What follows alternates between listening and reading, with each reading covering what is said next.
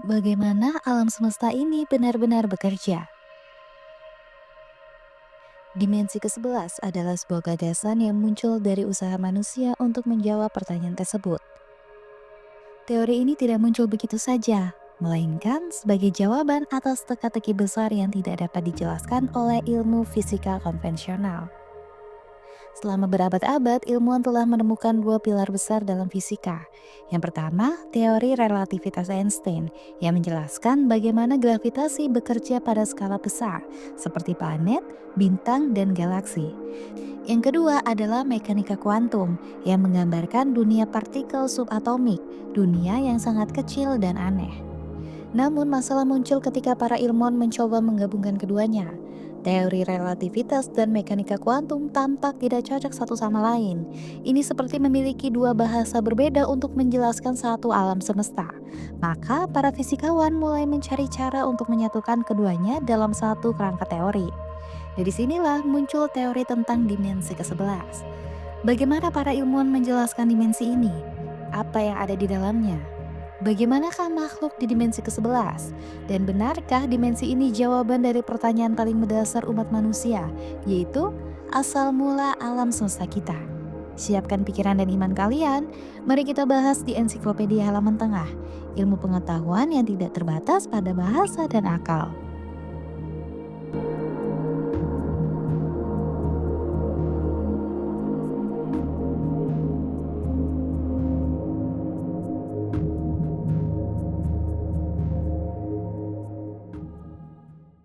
Pada tahun 1970-an, lahirlah teori string, gagasan bahwa semua partikel fundamental sebenarnya bukan titik kecil, melainkan string atau tali yang sangat kecil dan bergetar. Jenis getaran string ini menentukan jenis partikel dan sifatnya. Misalnya, getaran tertentu menghasilkan elektron, sementara getaran lainnya menciptakan foton. Teori string adalah salah satu teori fisika yang mencoba menjelaskan bagaimana alam semesta bekerja pada tingkat yang paling fundamental. Dalam teori string, partikel-partikel yang sangat kecil seperti elektron atau quark sebenarnya bukanlah titik, melainkan string yang sangat kecil dan bergetar. Getaran string ini menentukan sifat partikel seperti massa dan energinya. Sekarang soal dimensi. Kita hidup di dunia yang memiliki tiga dimensi ruang, panjang, lebar, dan tinggi, ditambah satu dimensi waktu. Jadi totalnya kita berbicara tentang empat dimensi. Namun teori string membutuhkan lebih dari itu. Menurut teori ini, untuk membuat perhitungan fisikanya masuk akal, diperlukan 10 dimensi atau bahkan lebih pada beberapa versi teori. Ia membutuhkan dimensi tambahan agar bisa bekerja. Jika kita hanya menggunakan empat dimensi, panjang, lebar, tinggi, dan waktu, maka matematika teori string tidak akan masuk akal. Setelah banyak pengembangan, para ilmuwan menyadari bahwa teori string membutuhkan 10 dimensi ruang waktu untuk konsisten. Dimensi-dimensi tambahan ini tidak terlihat karena mereka dianggap terlipat atau tersembunyi di skala yang sangat kecil, jauh lebih kecil daripada atom. Bayangkan ini seperti selang air. Dari jauh, selang itu terlihat seperti garis lurus satu dimensi. Tapi kalau kamu mendekat, kamu akan melihat bahwa selang punya bentuk tiga dimensi, panjang, lebar, dan kelilingnya. Begitu juga dengan dimensi tambahan dalam teori string. Mereka mungkin hanya terlihat jika kita mengamati alam semesta di skala yang sangat kecil. Dimensi-dimensi tambahan dalam teori string yaitu tiga dimensi ruang yang kita tahu, panjang, lebar, dan tinggi. Serta dimensi keempat yang kita alami sehari-hari yaitu waktu. Sedangkan dimensi tambahan yaitu dimensi-dimensi ekstra yang terlipat dalam bentuk yang sangat kecil, disebut dengan ruang kalbiau. Intinya, dimensi tambahan ini adalah cara untuk menjelaskan sifat-sifat partikel dan gaya-gaya fundamental seperti gravitasi dan elektromagnetisme secara lebih lengkap. Teori ini masih belum terbukti sepenuhnya, tetapi jika benar, itu bisa jadi kunci memahami bagaimana alam semesta bekerja di level yang paling dasar. Dalam teori string, dimensi tambahan adalah dimensi-dimensi yang tersembunyi dan tidak terlihat dalam kehidupan sehari-hari. Dimensi-dimensi ini sangat kecil dan terlipat dalam struktur yang disebut ruang kalbiau. Dimensi tambahan diperlukan dalam teori string agar rumus-rumusnya bekerja dengan konsisten. We directly know about is actually an old idea. It goes back to roughly 1919 when a German mathematician named Theodor Kaluza was studying Einstein's general theory of relativity. And he found rather remarkably that if he generalized Einstein's theory to have not 3 dimensions of space as Einstein formulated it, but one more dimension of space, a 4th dimension of space, he found that he could put gravity and the electromagnetic force together into one theoretical package. It was a very exciting theoretical development based on this strange idea that there might be more than 3 dimensions of space. In the end, that theory really didn't hold up, but when string theorists found that the math was requiring more dimensions, it was natural to look back to Kaluza's insights and suggest that maybe there are more dimensions of space that for some reason we don't see. Semakin tinggi jumlah dimensi yang dibutuhkan teori string, seperti 10 dimensi pada teori string klasik atau 11 dimensi pada teori M, semakin rumit cara dimensi-dimensi ini terhubung dan mempengaruhi alam semesta kita. Namun, ini bukan berarti dimensi tersebut semakin kecil, melainkan semakin kompleks strukturnya. Dimensi tambahan ini mempengaruhi sifat-sifat dasar alam semesta, seperti kekuatan gravitasi dan interaksi partikel. Tetapi keberadaan mereka hanya terdeteksi melalui eksperimen energi tinggi seperti di Large Hadron Collider atau perhitungan teoritis. Kemudian pada 1990-an, seorang fisikawan bernama Edward Witten memperkenalkan M-teori yang menggabungkan 5 versi teori string yang berbeda menjadi satu kerangka besar. Dalam M-teori ditemukan bahwa sebenarnya ada 11 dimensi yang dibutuhkan, bukan hanya 10. Dimensi ke-11 ini adalah dimensi tambahan yang menjadi tempat membran atau brightness hidup dan berinteraksi. Bayangkan sebuah teka-teki besar tentang alam semesta. Kita tahu ada gravitasi yang menarik segalanya ke bawah. Cahaya yang bergerak lebih cepat dari apapun dan partikel kecil yang membangun setiap benda di sekitar kita. Tapi bagaimana semuanya terhubung? Bagaimana gravitasi, cahaya, dan partikel itu bekerja sama untuk menciptakan realitas yang kita lihat sekarang?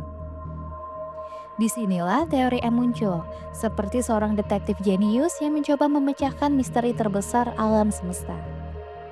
Awalnya, para ilmuwan menciptakan 5 bahasa teori string yang berbeda untuk menjelaskan cara kerja partikel-partikel kecil.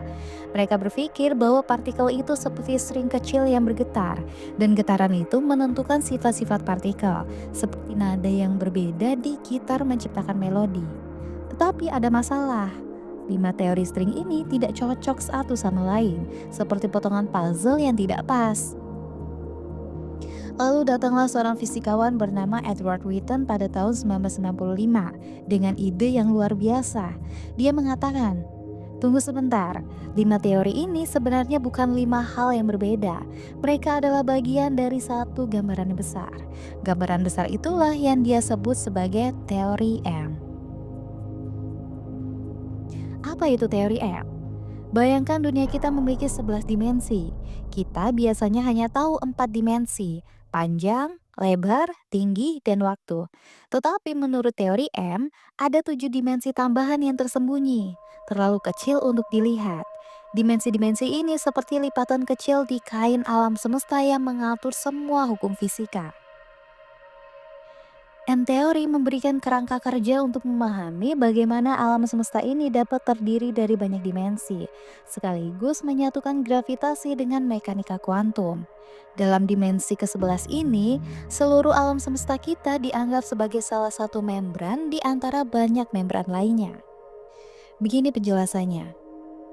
Teori M tidak hanya berbicara tentang string, tetapi juga objek-objek besar yang disebut dengan membran. Jika string adalah tali kecil, membran adalah seperti lembaran atau bahkan balon multidimensi yang bergetar. Getaran mereka membentuk realitas yang kita kenal saat ini. Namun, inilah tantangannya. Kita belum bisa melihat dimensi-dimensi tambahan itu. Semua ini terjadi di skala yang sangat kecil, jauh lebih kecil daripada atom. Para ilmuwan percaya bahwa untuk membuktikan teori ini, kita membutuhkan teknologi yang belum kita miliki saat ini. Tapi di balik semua kompleksitasnya, teori M memberikan harapan yang besar. Ini bisa menjadi peta utama yang menyatukan semua hukum fisika, menjelaskan bagaimana alam semesta dimulai, dan mungkin bahkan mengungkap rahasia lain seperti apa yang ada sebelum Big Bang. Jadi teori M bukan hanya teori fisika, ini adalah perjalanan untuk memahami siapa kita, dari mana kita berasal, dan bagaimana segalanya di alam semesta ini terhubung dalam harmoni yang luar biasa. Bagaimana? Apakah kamu siap mengeksplorasi dimensi ke-11? Particles, there is something else. So if I take a little quark and I magnify it, conventional idea says there's nothing inside, but string theory says I'll find a little tiny filament, a little filament of energy, a little string-like filament. And just like the string on a violin, I pluck it and it vibrates, creates a little musical note that I can hear. The little strings in string theory, when they vibrate, they don't produce musical notes, they produce the particles themselves. So a quark is nothing but a string vibrating in one pattern. An electron is nothing but a string vibrating in a different pattern. A neutrino, nothing but a string vibrating in a different pattern still. So if I take all of this back together, I have my ordinary orange, and if these ideas are right, they are speculative, but if they are right, deep inside the orange, Bayangkan alam semesta ini seperti sebuah panggung yang besar, di mana semua hal yang kita ketahui, planet, bintang, bahkan waktu, bermain peran di atasnya. Tapi bagaimana jika ternyata ada ruang lain, tersembunyi di balik tirai panggung itu? Sebuah dimensi yang lebih besar, tempat semua hukum alam saling bertemu dan bekerja sama. Itulah dimensi ke-11, rahasia terbesar yang ditawarkan oleh M-teori. Awalnya, para ilmuwan mencoba menjelaskan dunia dengan dua alat utama, mekanika kuantum untuk partikel kecil dan relativitas umum untuk benda-benda besar seperti planet dan galaksi. Namun, kedua alat ini tidak cocok satu sama lain, seperti dua potongan puzzle yang tidak pernah pas. Lalu datanglah teori M yang mengatakan mungkin ada satu dimensi tambahan yang menyatukan semuanya. Dimensi itulah yang disebut dimensi ke-11, sebuah ruang di mana segala paradoks yang sebelumnya membingungkan akhirnya dapat dipecahkan. Di dimensi ke-11 ini adalah tempat di mana kekuatan alam semesta saling bertemu dengan harmonis. Di dunia kita, gravitasi terasa jauh lebih lemah dibandingkan gaya lain, seperti elektromagnetisme. Mengapa demikian? Teori M menjelaskan bahwa gravitasi mungkin bocor ke dimensi ke-11, sehingga hanya sebagian kecil kekuatannya yang terasa di dunia kita. Gravitasi, meskipun menjadi salah satu gaya fundamental di alam semesta, adalah sebuah teka-teki besar dalam fisika. Dibandingkan dengan gaya elektromagnetik atau gaya nuklir, gravitasi tampak sangat lemah. Misalnya, magnet kecil bisa mengangkat koin logam dari meja, meskipun gravitasi seluruh bumi sedang menariknya ke bawah. Mengapa gravitasi begitu lemah, dan apa hubungannya dengan dimensi ke-11? Dalam M-teori, gravitasi memiliki sifat unik dibandingkan gaya-gaya lain di alam semesta.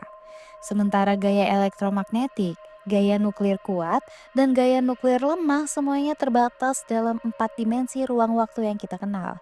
Gravitasi dianggap mampu melintasi dimensi ekstra. Dimensi ke-11 memberikan kerangka untuk memahami hal ini.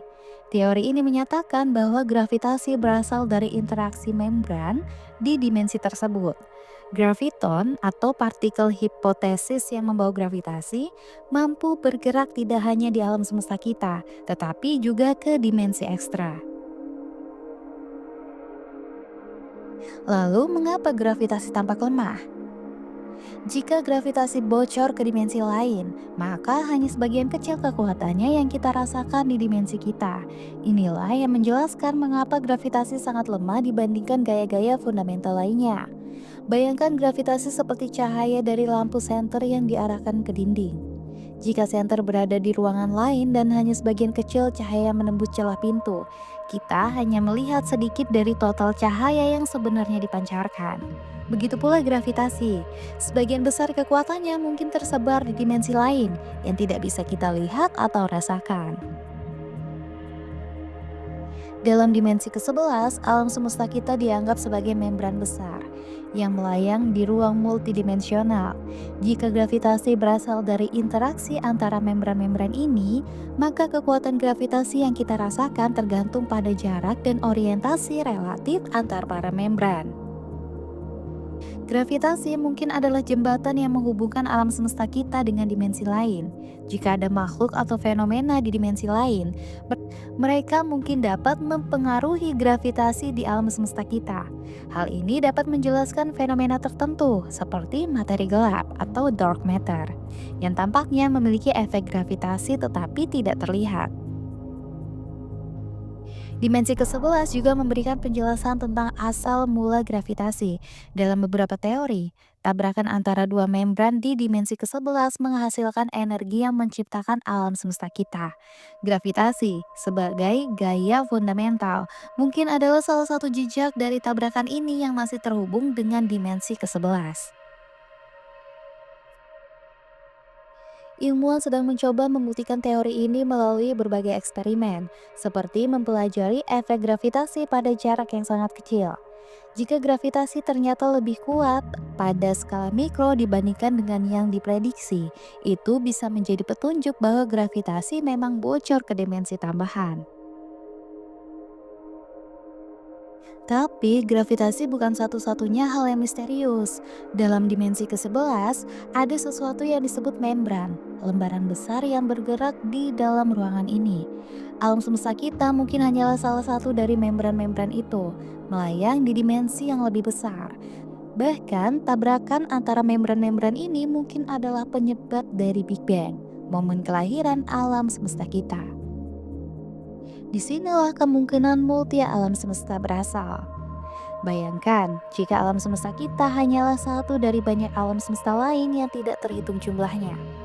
Teori dimensi ke-11 dalam M-teori membuka kemungkinan ini, bahwa ada multi alam semesta atau multiverse yang hidup berdampingan di ruang dimensi ke-11. Seperti lembaran-lembaran kertas yang mengambang di dalam ruang besar. Setiap lembaran itu adalah alam semesta dengan hukum fisikanya sendiri, dan alam semesta kita adalah salah satunya.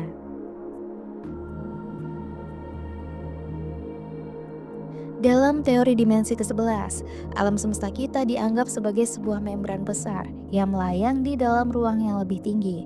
Membran ini bukan satu-satunya, ada banyak membran lain yang masing-masing bisa menjadi rumah bagi alam semesta mereka sendiri. Setiap membran memiliki karakteristik unik seperti energi, hukum fisika, dan bentuk ruang waktu. Beberapa mungkin mirip dengan alam semesta kita, sementara yang lain bisa sangat berbeda hingga tak terbayangkan.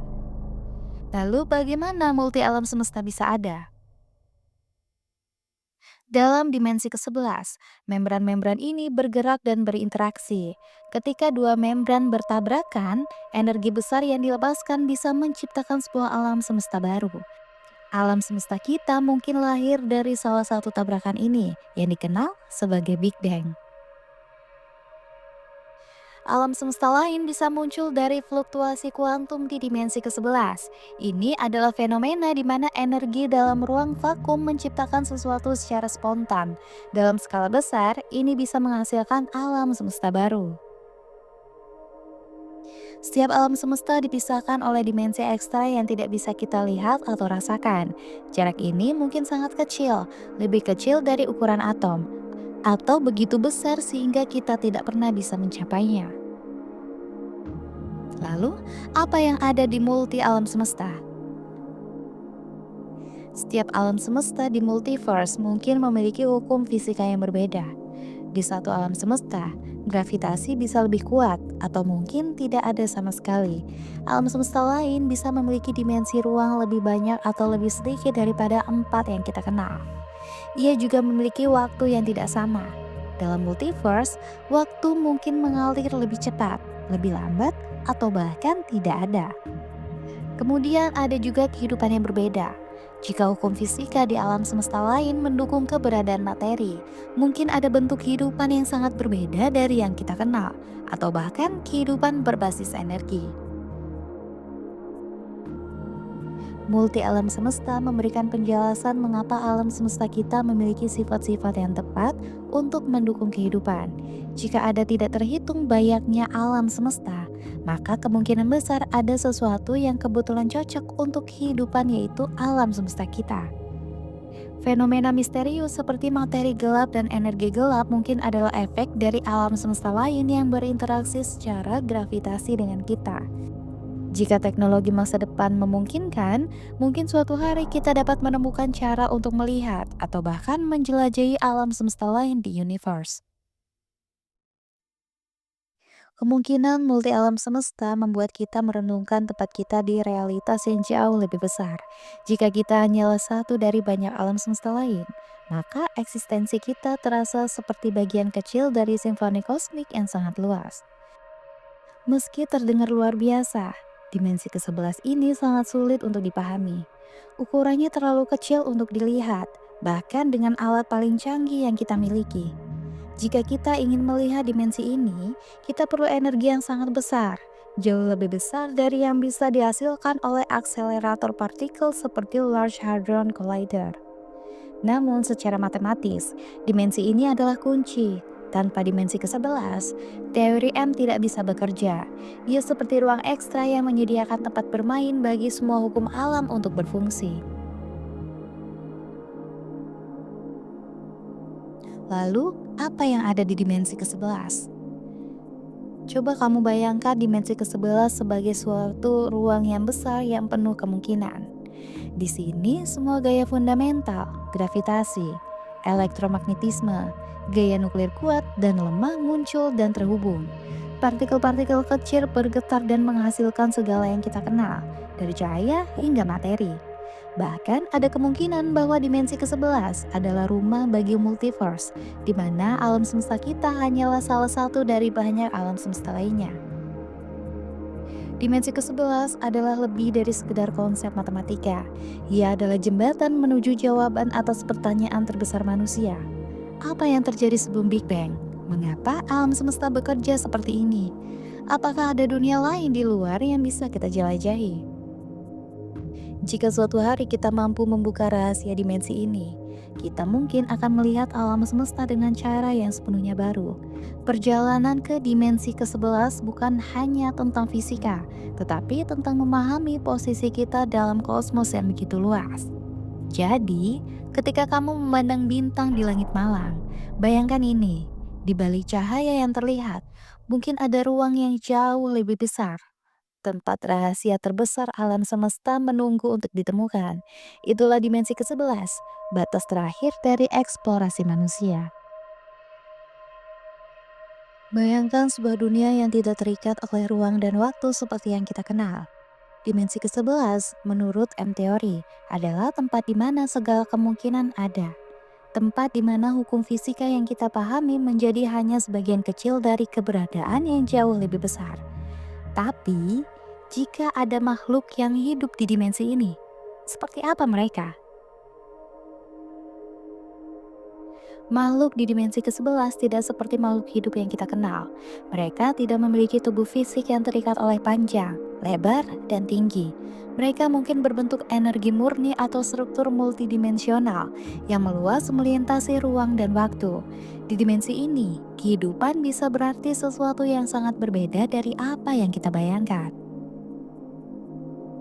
Di dimensi ke-11, mungkin ada entitas yang terbuat dari getaran energi. Mereka mungkin tidak membutuhkan tubuh, makanan, atau oksigen untuk bertahan hidup. Bayangkan cahaya yang hidup, tetapi dengan kesadaran yang mampu memahami semua lapisan realitas. Makhluk ini bisa memiliki kemampuan untuk bergerak melintasi berbagai dimensi. Mereka mungkin dapat melihat dan memahami semua alam semesta sekaligus, seperti kita melihat gambar di layar. Mereka tidak terikat pada waktu linear, jadi mereka bisa mengalami masa lalu, sekarang, dan masa depan secara bersamaan. Ada teori bahwa makhluk di dimensi ke-11 bisa menjadi seperti dewa bagi kita. Bukan dalam arti religius, tetapi sebagai entitas yang memahami cara alam semesta bekerja hingga ke akar-akarnya. Mereka mungkin tidak menciptakan alam semesta kita secara sengaja, tetapi keberadaan mereka bisa mempengaruhi keberadaannya. Jika makhluk ini benar-benar ada, bagaimana kita berkomunikasi dengan mereka? Mungkin kita tidak bisa. Bagi mereka, kita mungkin hanya seperti bayangan yang sangat samar, terlalu sederhana untuk dipahami. Namun, mungkin mereka bisa meninggalkan jejak di dunia kita melalui getaran energi, fenomena kuantum, atau bahkan gravitasi. Berpikir tentang makhluk di dimensi ke-11 membuat kita bertanya, apakah kita benar-benar satu-satunya bentuk kehidupan yang ada? Atau apakah ada sesuatu yang jauh lebih besar, lebih kompleks, dan lebih indah di luar pemahaman kita? Konsep ini tidak hanya mengundang rasa ingin tahu, tetapi juga memberi kita perspektif tentang betapa kecilnya kita di tengah kemungkinan tak terbatas. Dimensi ke-11 mungkin terdengar seperti sesuatu dari kisah fiksi ilmiah, tetapi itu adalah bagian dari upaya manusia untuk memahami alam semesta. Dan dalam misteri itu, ada kemungkinan bahwa kita tidak sendiri, bahwa di luar sana, di dimensi yang lebih tinggi, ada kehidupan dalam bentuk yang tidak pernah kita bayangkan.